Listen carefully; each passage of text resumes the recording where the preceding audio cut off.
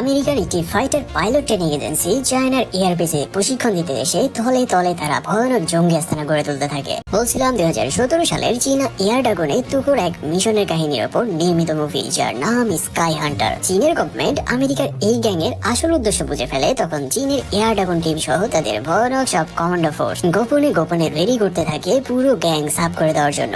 আর বেশি কিছু বলে দিলে কাহিনীর আসল মজায় চলে যাবে, তাই সম্পূর্ণ মজা পেতে একটু ধৈর্য ধারণ করে পুরো ভিডিওটি দেখা শুরু করো। মুভির শুরুতেই দেখা যায় আমেরিকার এক টেরোরিস্ট গ্যাং চীনা এয়ার ড্রাগন পাইলটকে মেরে তার শিরোচ্ছেদ করার জন্য প্রস্তুতি নিচ্ছে, আর অন্যদিকে তাদের আরেক গ্যাং ভয়ানক মিসাইল লঞ্চার নিয়ে এগিয়ে যাচ্ছে চীনের একটি বিশাল এরিয়া উড়িয়ে দেওয়ার জন্য। এখন প্রশ্ন হলো, এই পাইলট কিভাবে এই গ্যাংয়ের কাছে কট খেয়ে গেল? আর একদম শেষে চীনা এয়ার ড্রাগন কমান্ডোরা কি পেরেছিল এই গ্যাংকে কিল করতে? চলো একটা একটা করে সকল কাহিনী জেনে নেওয়া যাক। এই ঘটনা থেকে আমাদের কিছুদিন অতীতে নিয়ে যাওয়া হয়, আর আমরা চীনের এয়ার ড্রাগন কমান্ডো ফোর্সের একটি ক্যাম্প দেখতে পাই, যেখানে নতুন সব কমান্ডোদের ট্রেনিং দেওয়া হচ্ছিল। সেখানে এই টিমের ক্যাপ্টেন তাদের জুনিয়র কমান্ডোদের মেরে মেরে দাঁত মুখ ভেঙে তাদের অজ্ঞান করে দিতে থাকে। ট্রেনিং শেষে তিনি জানায়, বাচ্চারা তোমরা এখনো অনেক কাঁচা, তাই মিশনের আগে তোমাদের আরো ঝালাই করতে হবে। অন্যদিকে চীনা এয়ারবেজে দেখা যায় কিছু তুখোর ফাইটার পাইলট তাদের বিমান নিয়ে আকাশ কাঁপিয়ে পেট্রোলিং করছিল। এমন সময় দুজন লক্ষ্য করে যে একটি আমেরিকান এয়ারবাস তাদের সীমানা পার করে চীনের সীমানায় ঢুকে পড়েছে। তাই তারা দুজন ওই আমেরিকান এয়ারবাসের সাথে কন্ট্যাক্ট করে আর তাকে জানায়, তোমরা সীমানা লঙ্ঘন করে বেআইনি ভাবে আমাদের এয়ার স্পেসে ঢুকে পড়েছো। তাই তাদের স্বেচ্ছায় টার্ন ব্যাক করে ফিরে যাওয়ার জন্য বলে।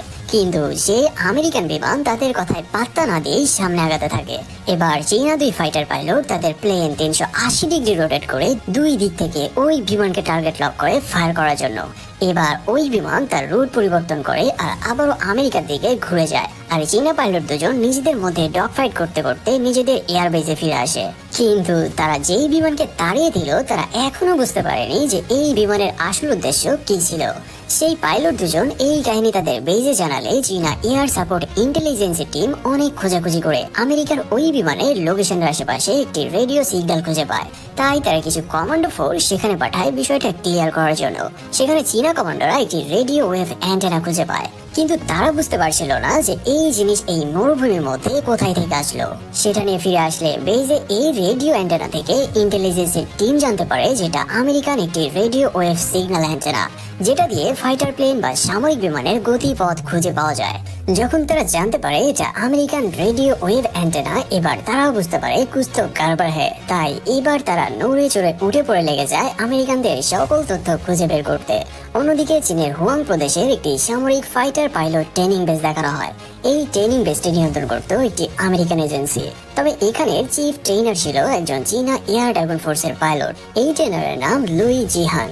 একদিন সে এই এজেন্সির চিফ কর্নেল লেসম্যানকে জিজ্ঞেস করে যে আমেরিকাতে এত বড় বড় এয়ারবেস থাকার পরও তারা কেন চীনের এই ছোট এয়ারবেসে এসে প্রশিক্ষণ নিতে চায়। কিন্তু কর্নেল লেসম্যান তার কোনো উত্তর না দিয়ে বলে, আগামীকাল সকালে আমাদের নতুন কিছু পাইলট আসবে, তখন সব উত্তর সে পেয়ে যাবে। পরের দিন সকালে লুই এজেন্সির চিফ লেসম্যান সম্পর্কে ইন্টারনেটে খোঁজাখুঁজি করতে থাকে, কারণ কিছুদিন ধরেই এদের কাজকর্ম তার বেশ সন্দেহজনক লাগছে। ঠিক ওই সময়ে তার ইন্টারনেট কানেকশন বন্ধ হয়ে যায়, আর কিছু বুঝে ওঠার আগেই এক ব্লাস্টে তার রুমের একটি সাইড উড়ে যায়। সে বাইরে আসতেই আবারও ব্লাস্ট, আর শুরু হয় পুরো বেজ জুড়ে এলো পাথরের গোলাগুলি। সেখানে একদল টেররিস্ট সামনে যাকেই পাচ্ছে তাকেই উড়িয়ে দিতে থাকে। এই কাহিনী দেখে লুই একটি গাড়ির মধ্যে যে আশ্রয় নেয় আর সেটা স্টার্ট করতে থাকে। চারপাশে পুরো বেসে ওই গ্যাং সাফা করে দিতে থাকে।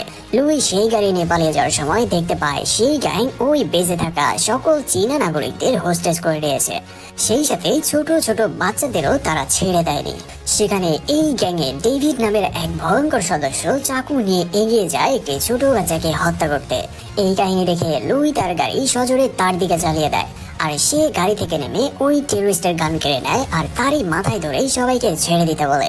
সেখানে এসে একাই 15-16 জন আমেরিকান টেররিস্টদের সাথে মোকাবেলা করতে থাকে, আর সবাইকে বলতে থাকে, যদি লিডারকে বাঁচাতে চাস তো আমাদের দেশে সবাইকে ছেড়ে দে। কিন্তু ঠিক ওই সময়ে পেছন থেকে সেই কর্নেল লেসম্যান বের হয়ে আসে আর এসেই গুলি করে একজন চীনা নাগরিককে মেরে দেয়।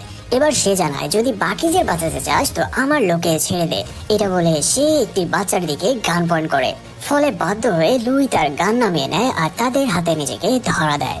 এয়ার ট্রেনিং বেজে এই হামলার ঘটনায় এবার চীনের সামরিক বাহিনীও বুঝতে পারে যে আসলে আমেরিকানরা এতদিন এখানে কি করছিল। তাই তারাও এই গ্যাংয়ের পুরো হিস্ট্রি খুঁজে বের করতে শুরু করে। এভাবে তারা আমেরিকানদের লুকিয়ে রাখা সকল মিসাইল, রাডার ও ট্যাঙ্ক খুঁজে খুঁজে ফাইটার প্লেনদের উড়িয়ে দিতে থাকে। এদিকে চীনের ওপরে আমেরিকান জঙ্গি গ্যাংয়ের এমন আক্রমণের নিউজ যখন আমেরিকার প্রেসিডেন্টের কাছে পৌঁছায়, তারা তাদের দেশের টেররিস্টদের তাদের কাছে হস্তান্তর করতে বলে আর দ্রুত চীনের গভর্নমেন্টের সাথে শান্তি চুক্তি করার জন্য বারবার চিঠি পাঠাতে থাকে। সেই সাথে এই নিউজ যেন বাহির বিশ্বে না ছড়ায় তার জন্য চীনের কাছে অনুরোধ করতে থাকে। ফলে চীনের গভর্নমেন্ট আমেরিকানদের এই প্রস্তাবে সাড়া দিয়ে রাজি হয় আমেরিকার সাথে শান্তি চুক্তি করার জন্য। কিন্তু শান্তি কি আর এত সহজে আসে? সেদিন জাও ফ্যাং নামের এক ক্যাপ্টেন তার টিমের সকল জুনিয়র পাইলটদের নিয়ে একটি ব্রিফিং করে। সেখানে তিনি জানায়, বাচ্চারা, এবার আমাদের একটি কঠিন মিশন পরিচালনা করতে হবে। তাই আমি আসলে দেখতে চাই তোমাদের মধ্যে কে সবচাইতে বেশি দক্ষ পাইলট। এভাবে তিনি একে একে সকলের ইন্টারভিউ নিতে থাকে। কিন্তু একদম শেষে চেনলি নামের একটি ছেলে আসে আর সেও সবার মতোই উল্টা পাল্টা উত্তর দিয়ে সবার সাথে এই পরীক্ষায় ফেল করে। কিন্তু সে জানায়, স্যার, আমি পরীক্ষায় ফেল করেছি তো কি হয়েছে, একবার আমাকে বিমান দিয়ে দেখেন, আমি আমার ক্ষমতা দেখিয়ে দেব। তার এমন বড় বড় কথা শুনে ক্যাপ্টেন তাকে একটি সেকেন্ড জেনারেশনের সিনিয়াং J6 বিমান দিয়ে বলে, যদি তুমি 5 মিনিটের মধ্যে এটার গতি 1200 কিলোমিটার পার আওয়ার তুলতে পারো এবং সেই সাথে টার্গেট হিট করতে পারো, তবে তোমাকে আমার সাথে মিশনে নেওয়া হবে। সে কোনো কথা না শুনে বিমান নিয়ে উড়াল দেয় আর ঠিকই 5 মিনিটের মধ্যেই 1200 কিলোমিটার পার আওয়ারে স্পিড তুলতে সক্ষম হয়। তবে সে প্রথমবারে টার্গেট লক করতে ব্যর্থ হয়। তবে সে দ্বিতীয়বারের চেষ্টায় টার্গেট লক করে টার্গেট ডিস্ট্রয় করে দেয়। সেই সাথে মিশন শেষ করে সে এয়ার কন্ট্রোল রুমের পাশ দিয়ে সাই সাই করে জেট দিয়ে রাউন্ড দিতে থাকে। ক্যাপ্টেন তার এই কাহিনী দেখে বুঝতে পারে যে সে জাতে মাতাল হলে তাহলে ঠিকই আছে। তাই ক্যাপ্টেন তাকে সিলেক্ট করে পরবর্তী মিশনের জন্য। পরের দিন ক্যাপ্টেন ফ্যাং চেনলিকে সাথে নিয়ে পেট্রোলিং করতে বিমান নিয়ে উড়াল দেয়। কিন্তু এদিকে আমেরিকান টেররিস্ট গ্যাংয়ের একটি গ্রুপ মিসাইল লঞ্চার নিয়ে ওর পেতে বসেছিল। এদিকে ক্যাপ্টেন ফ্যাং ও জুনিয়র পাইলট চেনলি ওই টেররিস্ট গ্যাংয়ের মিসাইলের রাডারের পাশে আসা মাত্রই ওই গ্যাংয়ের একজন সদস্য পারমিশন চায় বিমান দুটিকে উড়িয়ে দেওয়ার জন্য। আসলে তারা মনে করেছিল এই দুই ফাইটার জেট হয়তো তাদের দিকে আক্রমণ করতে আসছে, তাই ওই টেররিস্টের লিডার অর্ডার দেয় প্লেন দুটিকে উড়িয়ে দেওয়ার জন্য। আচ্ছা, ভিডিওর এই পর্যায়ে আজকে তোমাদের একটি অ্যাপ্লিকেশন সম্পর্কে জানাই যার নাম OneXBet, যেটি বর্তমানে সবচাইতে বিশ্বস্ত। আর এই অ্যাপের স্পন্সর হচ্ছে পিএজি এবং সেরিয়া। ক্যারিবিয়ান প্রিমিয়ার লিগ 29 অগস্ট থেকে শুরু হতে যাচ্ছে, তাই সমস্ত ক্রিকেট প্রেমীদের কাছে তোমার প্রিয় দলকে সমর্থন করা এটাই দুর্দান্ত সুযোগ। এই অ্যাপে তুমি ম্যাচের সমস্ত লাইভ ফলাফল দেখতে পারবে এবং সেই সাথে ম্যাচটিও লাইভ দেখতে পারবে। এখানে তুমি স্কোরের পূর্বাভাস দিয়ে বাজিও ধরতে পারবে। উদাহরণস্বরূপ কোন দল জিতবে, কোন দল কত রান করবে, কে সর্বোচ্চ স্কোর পাবে ইত্যাদি ইত্যাদি। এছাড়াও BMW গাড়ি, আইফোন, ল্যাপটপ এবং আরো অনেক নগদ পুরস্কার জেতার সুযোগ রয়েছে। এছাড়াও বিভিন্ন ধরনের গেম রয়েছে যা তোমার পছন্দ মতো বেছে নিতে পারবে। এবং রেজিস্ট্রেশনের সময় আমার প্রোমো কোড BD স্টোরি ব্যবহার করে তোমার প্রথম আমানতের উপরে পেতে পারো 30,000 টাকা পর্যন্ত বোনাস। আর এই টাকা সহজে আইপি উপায়, ব্যাংক, নগদ এবং অন্যান্য সহজ পদ্ধতির মাধ্যমে তুলেও নিতে পারবে। তাহলে আর দেরি না করে পিন কমেন্টে থাকা লিঙ্ক থেকে রেজিস্ট্রেশন করে ফেলো আর হাজার হাজার টাকার বোনাস জিতে নাও। এবার চলো মুভির কাহিনীতে ফিরে যায়। অর্ডার পেয়ে তারা দ্রুত মিসাইল লঞ্চারে উঠে বসে আর রাডার অ্যাক্টিভ করে ওই দুই ফাইটার জেটকে টার্গেট লক করে। এবার প্লেন দুইটিকে টার্গেট লক করে মিসাইল লঞ্চ করতেই ক্যাপ্টেন ফ্যাং ও চেনলিও বুঝে যায় যে তারা খুব বিপদের মধ্যে পড়ে গেছে। তাই দুজনেই প্লেন ঘুরিয়ে দুই দিকে যেতে শুরু করে। এভাবে বেশ কিছুক্ষণ মিসাইলের সাথে ডগ ফাইট করে চেনলি ওই মিসাইলকে পাহাড়ের সাথে লাগিয়ে ধ্বংস করে নিজেকে বাঁচাতে সক্ষম হয়। কিন্তু এদিকে ক্যাপ্টেন বারবার ফ্লায়ার ছুড়েও ওই মিসাইল থেকে বাঁচার কোনো পথই খুঁজে পাচ্ছিল না। তাই এক পর্যায়ে মিসাইল তার প্লেনের পেছনে এসে ব্লাস্ট হয়ে যায়।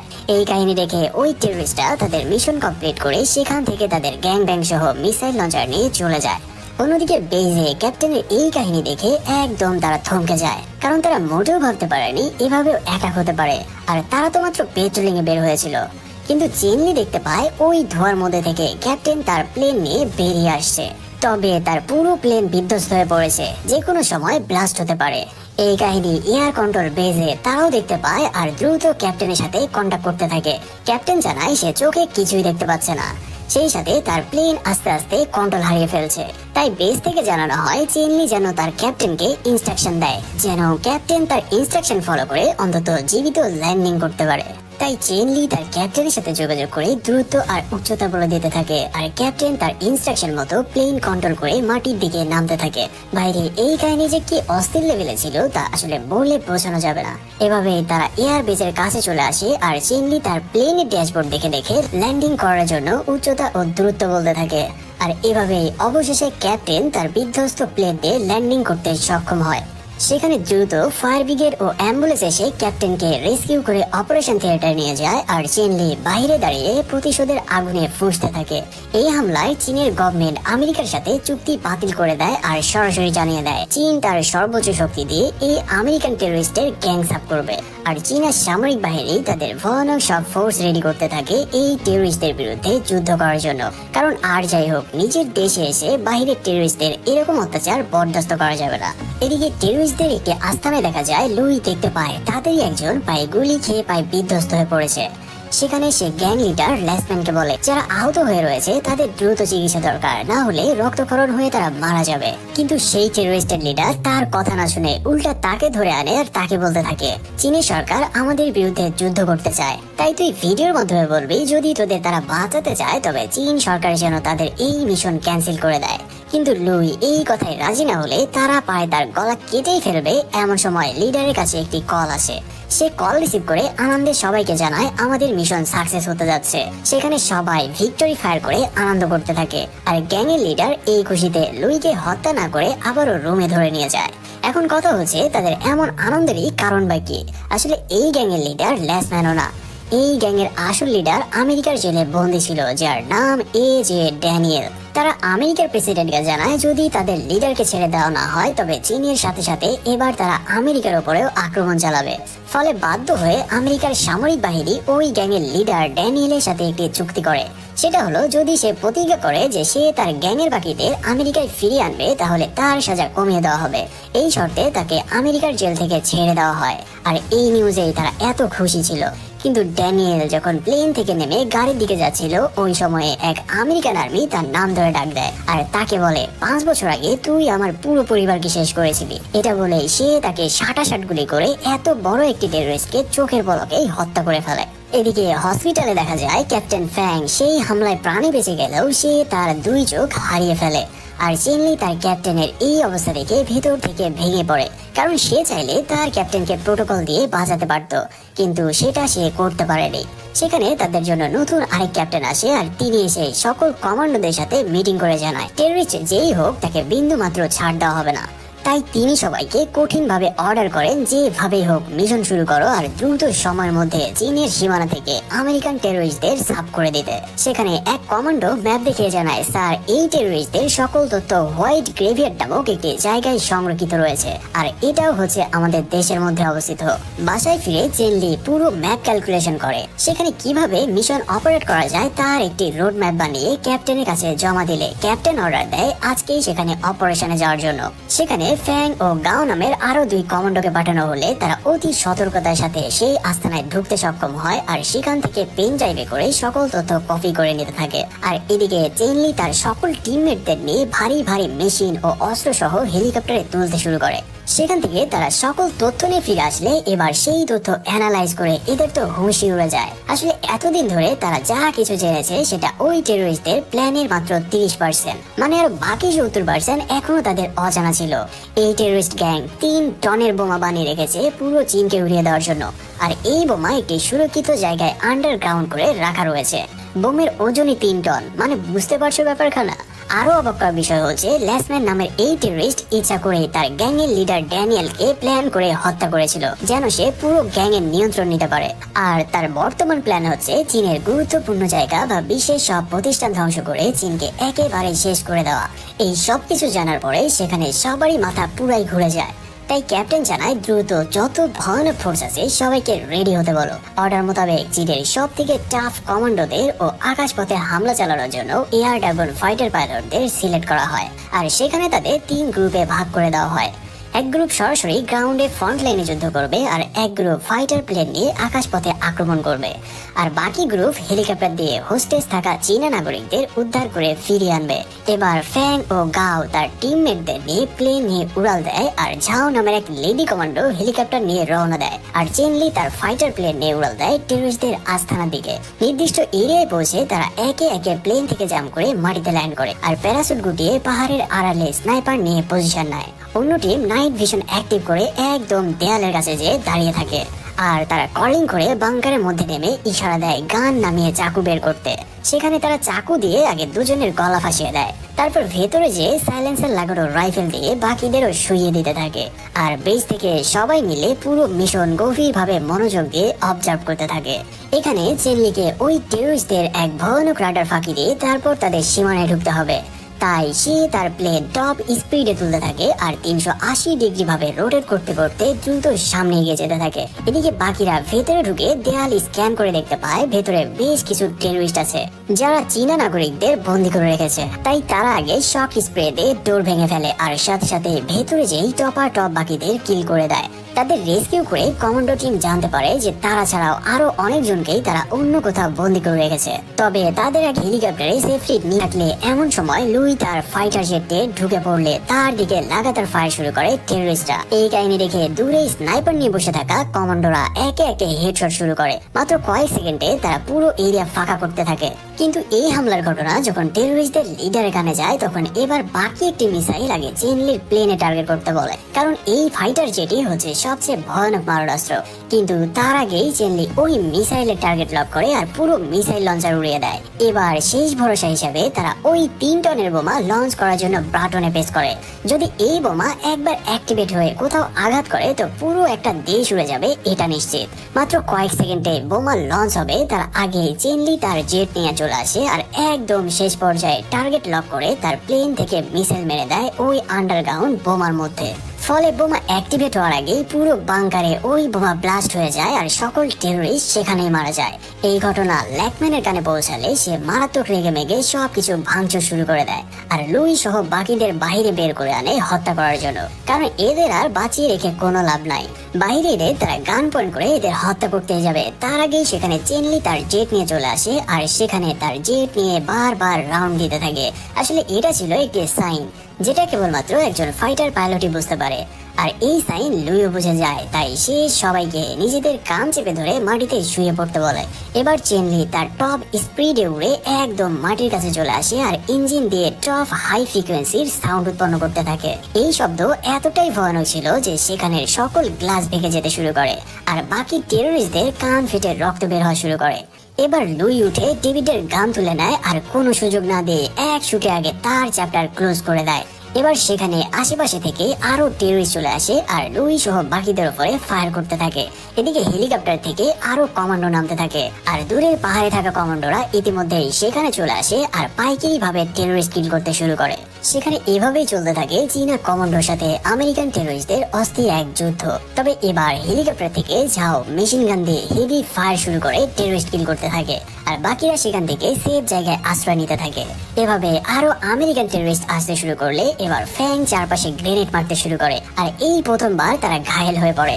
এমন সময় সেখানে এই গ্যাং এর মেইন লিডার ল্যাকম্যান বাহিরে চলে আসে, কিন্তু তাকে ফ্যাং গান পয়েন্ট করে দিলে সে নিজেকে একজন হোস্টেজ বলে পরিচয় দেয়। ফ্যাং তার ফেস স্ক্যান করার আগেই সে ফ্যাং এর গান তুলে দিয়ে তাকে শুট করে দেয় আর সেখান থেকে পালিয়ে চলে যায়। এদিকে সবাইকে খতম করে কমান্ডোরা সকল চীনা নাগরিকদের সেফলি হেলিকপ্টারে তুলতে থাকে। অন্যদিকে সেখান থেকে ল্যাসম্যান তার প্রাইভেট ফাইটার জেটের কাছে চলে আসে আর সেটি দিয়ে আকাশে উড়াল দেয়। আকাশে সে চেনলির ফাইটার জেট দেখতে পায় আর তার উপরে অ্যাটাক করে বসে। এভাবে চীনা ফাইটার পাইলট চেনলি ও আমেরিকার টেররিস্ট ল্যাসম্যানের মধ্যে মারাত্মক যুদ্ধ চলতে থাকে। এমন সময় ল্যাসম্যান ঝাওয়ের সেই হেলিকপ্টার দেখতে পায় যেটাই সকল চীনা নাগরিক ছিল। এবার সে চেনলিকে ছেড়ে দিয়ে ওই হেলিকপ্টারের দিকে যেতে থাকে। এই কাহিনী দেখে চেনলি তার ফাইটার জেট টপ স্পিডে তুলে উড়ে এসে ল্যাসম্যানের প্লেনের একদম মাঝখানে হিট করে।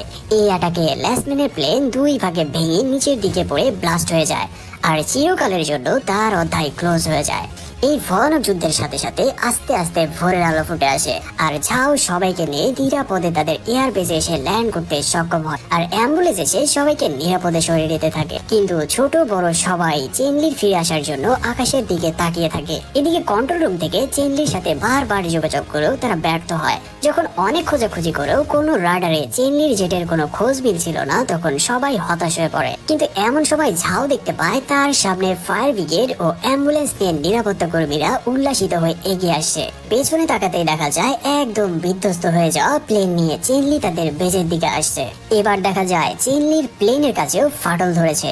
যে কোনো সময় সেটা বিধ্বস্ত হয়ে যাবে। আর তার পেটের মধ্যে সিট বেল্টের হুক ঢুকেছে, সে প্রায় আত্মরা হয়ে পড়েছে। তবে অবশেষে এক ভয়ানক যুদ্ধ শেষ করে বিধ্বস্ত ফাইটার জেট নিয়ে চেনলি মাটিতে এসে ল্যান্ড করে। আর এখানে এই মুভির সমাপ্ত হয়।